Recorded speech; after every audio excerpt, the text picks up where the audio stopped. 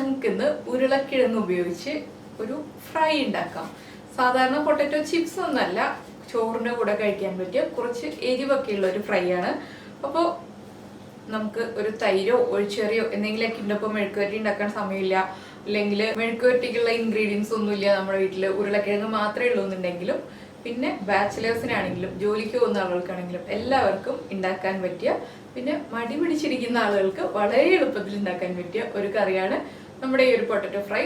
നമ്മുടെ വീട്ടിലുള്ള മസാലകളും ഉരുളക്കിഴങ്ങ്, 2-3 ഉരുളക്കിഴങ്ങ് ഉണ്ടെങ്കിൽ എളുപ്പത്തിൽ ഉണ്ടാക്കാം, പക്ഷെ വളരെ ടേസ്റ്റിയാണ്. അപ്പോൾ എന്തായാലും ഈ രീതിയിൽ ഉരുളക്കിഴങ്ങ് ഉണ്ടാക്കിയിട്ടില്ല എന്നുണ്ടെങ്കിൽ എല്ലാവരും ഒന്ന് ഉണ്ടാക്കുക. അതുപോലെ തന്നെ ഉണ്ടാക്കി കഴിഞ്ഞ റെസിപ്പികളുടെ ഫോട്ടോസ് ഒക്കെ ഒന്ന് അയച്ചു തരാം. അപ്പോൾ നമുക്ക് എങ്ങനെയാണ് നമ്മുടെ പൊട്ടറ്റോ ഫ്രൈ ഉണ്ടാക്കുന്നത് നോക്കാം.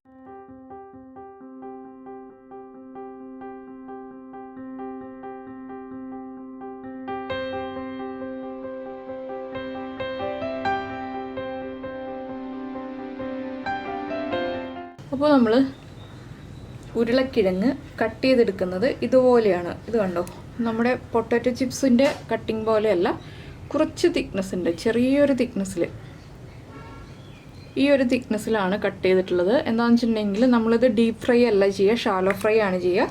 അതുകൊണ്ടാണ് ഇതുപോലെ കട്ട് ചെയ്തിരിക്കുന്നത്. ഇപ്പോൾ ഞാനൊരു 3 ഉരുളക്കിഴങ്ങാണ് എടുത്തിട്ടുള്ളത്. ഇതിലേക്ക് നമ്മളിനി പൊടികൾ ചേർക്കുന്നുണ്ട്.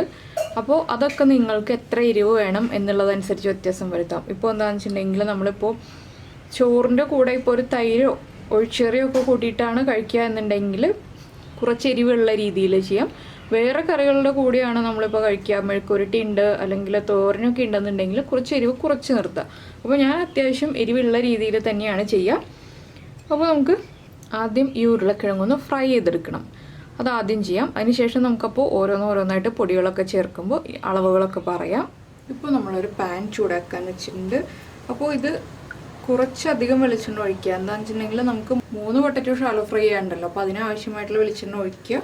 വെളിച്ചെണ്ണ ചൂടായി തുടങ്ങിയിട്ടുണ്ട്. നമുക്കിതിലേക്ക് പൊട്ടറ്റോ ഒന്ന് സ്പ്രെഡ് ചെയ്തിട്ട് കൊടുക്കാം. എന്താണെന്ന് വെച്ചാൽ നമുക്ക് ഒരു പ്രാവശ്യമായിട്ട് തന്നെ മുഴുവനും ഫ്രൈ ചെയ്യാൻ പറ്റില്ല. അപ്പോൾ ഒരു 3-4 ബാച്ചായിട്ടേ ഫ്രൈ ചെയ്യാൻ പറ്റുള്ളൂ. ഞാൻ വെള്ളത്തിൽ നിന്ന് മാറ്റി വെച്ചിരുന്നില്ല കേട്ടോ, ജസ്റ്റ് ഇപ്പോൾ വെള്ളത്തിൽ നിന്ന് എടുത്തിട്ടേ ഉള്ളൂ. എന്താണെന്ന് വെച്ചിട്ടുണ്ടെങ്കിൽ വെള്ളത്തിൽ നിന്ന് മാറ്റി വെച്ചിട്ടുണ്ടെങ്കിൽ നമ്മുടെ പൊട്ടറ്റോയുടെ കളർ മാറിപ്പോവും. അപ്പോൾ കുറച്ച് വലിയ പാനാണെങ്കിൽ നമുക്ക് കൂടുതലെണ്ണം ഒരേ സമയത്ത് തന്നെ ഇതുപോലെ ഫ്രൈ ചെയ്തെടുക്കാം. പൊട്ടറ്റോ തന്നെ നമ്മളൊന്ന് അഡ്ജസ്റ്റ് ചെയ്തിട്ടുണ്ടെങ്കിൽ നമുക്ക് കൂടുതൽ പൊട്ടറ്റോ ഇട്ട് കൊടുക്കാം. അപ്പോൾ ഇത്രയാണ് ഞാനിപ്പോൾ ഇടുന്നത്. ഇതൊന്ന് ഹൈ ഫ്ലെയിമിൽ തന്നെ ഇരുന്നിട്ടൊന്ന് ഫ്രൈ ആയി കുക്കായി വരട്ടെ. അപ്പോൾ നമുക്കിനി പൊട്ടറ്റോ അടുത്ത സൈഡിലേക്ക് ഒന്ന് തിരിച്ചിടാം. നമ്മൾ ഓരോന്നായിട്ട് അടുത്ത സൈഡിലേക്ക് തിരിച്ചിടാം. ഒരുപാട് കളർ മാറി പോവാതിരുന്നുണ്ടെങ്കിൽ അത്രയും കാണാൻ ഭംഗിയുണ്ടാവും.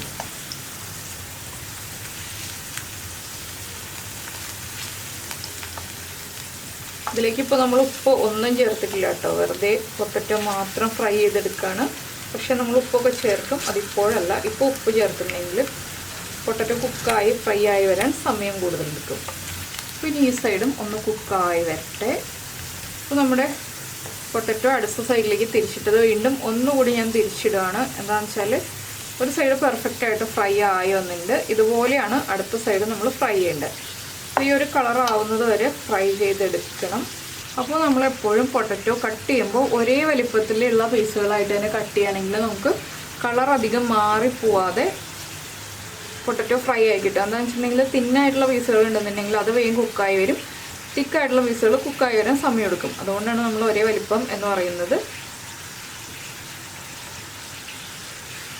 അപ്പോൾ നമ്മുടെ പൊട്ടറ്റോ ചിപ്സിൻ്റെ ഒക്കെ ഒരു സ്മെല്ലായി വരുന്നുണ്ട്. ഇങ്ങനെ ഫ്രൈ ചെയ്തിട്ട് കുറച്ച് ഉപ്പ് മാത്രം ചേർത്തിട്ട് കഴിക്കാം. പക്ഷെ നമ്മൾ ചോറിന് കറിയായിട്ട് ഉണ്ടാക്കുമ്പോൾ കുറച്ചുകൂടി ഇൻഗ്രീഡിയൻസ് ഒക്കെ ചേർക്കണം.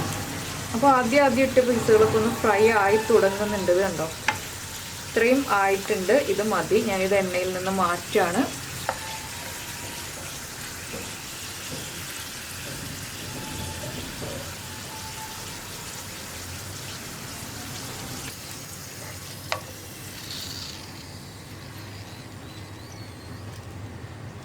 അപ്പോൾ നമുക്കിനി ബാക്കിയുള്ള പൊട്ടറ്റോയും ഇതുപോലെ തന്നെ ഫ്രൈ ചെയ്തെടുക്കാം. അപ്പോൾ ഞാൻ പൊട്ടറ്റോ മുഴുവൻ ഫ്രൈ ചെയ്തെടുക്കട്ടെ. അതിന് ശേഷം നമ്മുടെ ബാക്കിയുള്ള നമ്മൾ ചെയ്യുന്ന ഓരോ സ്റ്റേജുകളും പറയാം. ഇത്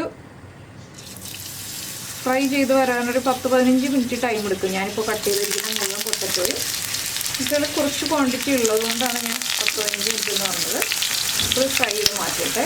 ഇപ്പോൾ നമ്മൾ നമ്മുടെ പൊട്ടറ്റോ മുഴുവൻ ഫ്രൈ ചെയ്തെടുത്തു. അപ്പോൾ ഇതിൽ കുറച്ച് എണ്ണയുണ്ട്. ഞാനിപ്പോൾ ഇതിലേക്ക് കുറച്ചുകൂടി എണ്ണ ഒഴിക്കുന്നുണ്ട്. നമ്മൾ ആദ്യം പൊട്ടറ്റോ ഫ്രൈ ചെയ്യാൻ ഒഴിച്ച എണ്ണയുടെ ബാലൻസ് ആണിത്. പിന്നെ എണ്ണ ഒഴിച്ചിട്ടില്ല.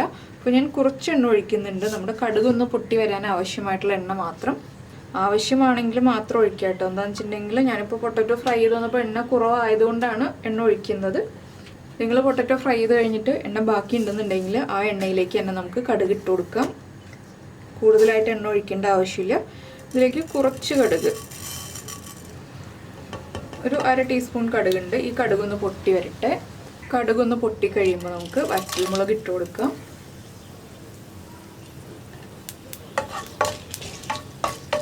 ഇനി ഞാനിപ്പോൾ ഫ്ലെയിം ഓഫ് ചെയ്യാണ് കേട്ടോ. എന്താണെന്ന് വെച്ചിട്ടുണ്ടെങ്കിൽ നമ്മുടെ പാനിന് നല്ല ചൂടുണ്ട്. അപ്പോൾ ലോ ഫ്ലെയിമിൽ വെച്ചിട്ടും പൊടികൾ ചേർക്കാം. ഞാനിപ്പോൾ ഫ്ലെയിം ഓഫ് ചെയ്തിട്ടാണ് ചേർക്കുന്നത്. ഒരു 1/4 ടീസ്പൂൺ മഞ്ഞൾപ്പൊടി ചേർക്കുന്നുണ്ട്. അതുപോലെ തന്നെ 3/4 ടീസ്പൂൺ കാശ്മീരി ചില്ലി പൗഡർ, പിന്നെ ഒരു 1/2 ടീസ്പൂൺ ഗരം മസാലപ്പൊടി. ഇത്രയും ചേർത്തിട്ട് ഒന്ന് ഇളക്കിയെടുക്കുക. അപ്പോൾ ഈ പാനിൻ്റെ ചൂടിൽ തന്നെ പൊടികൾ കുക്കായി തുടങ്ങും. അപ്പോൾ സാധാരണ മുളക് പൊടിയാണെങ്കിൽ അത് എത്ര എരിവ് വേണം എന്നുള്ളതനുസരിച്ച് വ്യത്യാസം വരുത്താം കേട്ടോ. പിന്നെ നമുക്ക് ഫ്ലെയിം ഓൺ ചെയ്ത് ലോ ഫ്ലെയിമിലേക്ക് മാറ്റാം.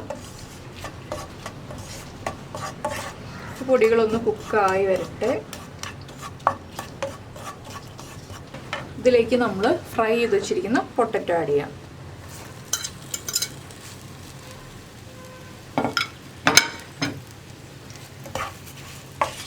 ഇതൊന്ന് മിക്സ് ചെയ്യാം കേട്ടോ. നന്നായിട്ട് പൊട്ടറ്റോയിലേക്ക് പൊടികൾ മിക്സ് ആവുന്ന രീതിയിൽ. അപ്പോൾ ഞാൻ പൊട്ടറ്റോ ഫ്രൈ ചെയ്തിട്ട് കുറച്ച് സമയമായി. എനിക്കൊരു ഗസ്റ്റ് വന്നപ്പോൾ ഞാനിതൊന്ന് മാറ്റി വെച്ചിട്ട് പോകേണ്ടി വന്നു. അപ്പോൾ ഇടയ്ക്ക് കുക്കിംഗ് പെൻഡിങ്ങിലായി. അതുകൊണ്ടാണ് കേട്ടോ പൊട്ടറ്റോ ഇതുപോലെ തളർന്നിരിക്കുന്നത്. ഇല്ലെങ്കിൽ പൊട്ടറ്റോ കുറച്ചുകൂടി ആ ഒരു ക്രിസ്പിനെസ്സോടുകൂടി തന്നെ ഇരിക്കും. ഇനിയിപ്പോൾ ഇതൊന്ന് ചൂടായി വരട്ടെ. പൊട്ടറ്റോ ചേർത്ത് കഴിഞ്ഞിട്ട് നമുക്ക് മീഡിയം ഫ്ലെയിമിൽ വയ്ക്കാം. നമ്മൾ ഉപ്പ് ചേർത്തിട്ടില്ല. ഇനിയാണ് നമ്മൾ ഉപ്പ് ചേർക്കാൻ പോകുന്നത്. പൊട്ടറ്റോയ്ക്ക് ആവശ്യമായിട്ടുള്ള ഉപ്പ് ചേർക്കുക. ഇനി വീണ്ടും നന്നായിട്ടൊന്ന് മിക്സ് ചെയ്യുക. പൊട്ടറ്റോ ചൂടായി വരുമ്പോൾ ക്രിസ്പി ആയിക്കോളൂ കേട്ടോ. ഞാൻ പറഞ്ഞല്ലോ, ഞാൻ ഒന്ന് എടുത്ത് വെച്ചിട്ട് പോവേണ്ടി വന്നതുകൊണ്ടാണ് ഇതുപോലെ ആയത്.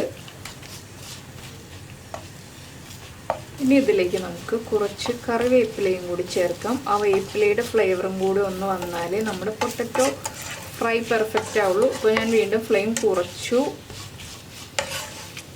എല്ലാ പൊട്ടറ്റോ പീസിലേക്കും നമ്മുടെ ഈ മസാലകളൊന്ന് പിടിക്കുന്ന രീതിയിലൊന്ന് മിക്സ് ചെയ്ത് കൊടുക്കണം. അപ്പോൾ ഞാൻ 2 തണ്ട് കറിവേപ്പിലയും കൂടി ചേർക്കുന്നുണ്ട്. ആ കറിവേപ്പിലയുടെ ഫ്ലേവറൊക്കെ വരുമ്പോൾ ഈ ഒരു പൊട്ടറ്റോ മസാലയ്ക്ക് കുറച്ചുകൂടി നല്ലൊരു ഫ്ലേവർ വരും.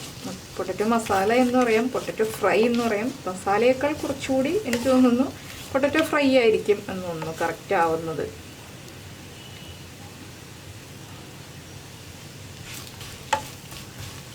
അപ്പോൾ ഇനി ഇത് നമുക്കൊന്ന് അടച്ചു വയ്ക്കാം. എന്താണെന്ന് വെച്ചാൽ നമ്മുടെ പൊട്ടറ്റോയിലേക്ക് ഉപ്പൊക്കെ ഒന്ന് പിടിച്ചു വരണം എന്നുണ്ടെങ്കിൽ 2 മിനിറ്റ് ഒന്ന് അടച്ചു വയ്ക്കണം. ഇല്ലെങ്കിൽ പിടിച്ചു വരില്ല ഉപ്പ്. ഇപ്പോൾ നമ്മൾ ഇപ്പോഴല്ലേ സ്പ്രിങ്കിൾ ചെയ്തുള്ളൂ. അപ്പോൾ ഉപ്പ് പിടിക്കാനുള്ള സമയം നമ്മളൊന്ന് മിക്സ് ചെയ്ത് വയ്ക്കുക.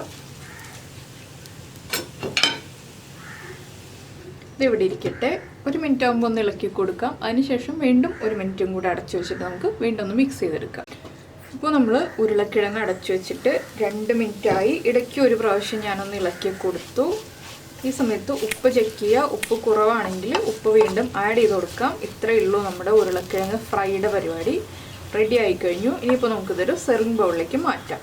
അപ്പോൾ നമ്മുടെ പൊട്ടറ്റോ ഫ്രൈ റെഡി ആയി കഴിഞ്ഞു. എല്ലാവരും ചൂടോടുകൂടി തന്നെ ചോറിൻ്റെ കൂടെ ചേർത്ത് കഴിക്കുക. വേറെ ഒരു കറി ഇല്ല എന്നുണ്ടെങ്കിലും നമുക്ക് കുറച്ച് തൈരും അതുപോലെ തന്നെ ഈ ഒരു പൊട്ടറ്റോ ഫ്രൈ ഉണ്ടെങ്കിൽ സുഖമായിട്ട് ഊണ് കഴിക്കാം. അതുപോലെ ഇപ്പോൾ ജോലിക്ക് പോകുന്ന ആളുകൾക്കാണെങ്കിലും ഒരു സൈഡ് ഡിഷായിട്ട് ലഞ്ച് ബോക്സിൽ കൊണ്ടുപോകാൻ പറ്റിയൊരു കറിയാണ്. അപ്പോൾ എല്ലാവരും ഉണ്ടാക്കി കഴിച്ച് കഴിഞ്ഞിട്ട് ഇഷ്ടമായി കഴിഞ്ഞാൽ ഒന്ന് ലൈക്ക് ചെയ്യുക. അതുപോലെ തന്നെ കുക്കിംഗ് താല്പര്യമുള്ള ആളുകൾക്ക് നിങ്ങൾക്ക് ഇഷ്ടപ്പെടുന്ന റെസിപ്പികൾ ഷെയർ ചെയ്ത് കൊടുക്കുക. പിന്നെ നമ്മുടെ ചാനൽ ആദ്യമായിട്ട് കാണുന്ന ആളുകളാണെങ്കിൽ നമ്മുടെ വീഡിയോ ഇഷ്ടപ്പെട്ടു എന്നുണ്ടെങ്കിൽ നമ്മുടെ ചാനലൊന്ന് സബ്സ്ക്രൈബ് ചെയ്യുക. സബ്സ്ക്രൈബ് ചെയ്യുന്നതിന് വീഡിയോയുടെ താഴെയുള്ള ആ സബ്സ്ക്രൈബ് എന്ന ഐക്കണിലൊന്ന് ക്ലിക്ക് ചെയ്യുക. സബ്സ്ക്രൈബ് എന്ന ഐക്കണിൻ്റെ റൈറ്റ് സൈഡിലുള്ള ബെൽ ഐക്കണും കൂടെ ഒന്ന് ക്ലിക്ക് ചെയ്യുക. അപ്പോൾ ഞാൻ എല്ലാ ദിവസവും വീഡിയോ അപ്ലോഡ് ചെയ്യുമ്പോൾ നിങ്ങൾക്ക് നോട്ടിഫിക്കേഷൻ വരും. അപ്പോൾ നമുക്ക് നമ്മുടെ അടുത്ത റെസിപ്പിയുമായിട്ട് അടുത്ത ദിവസം കാണാം. ബൈ.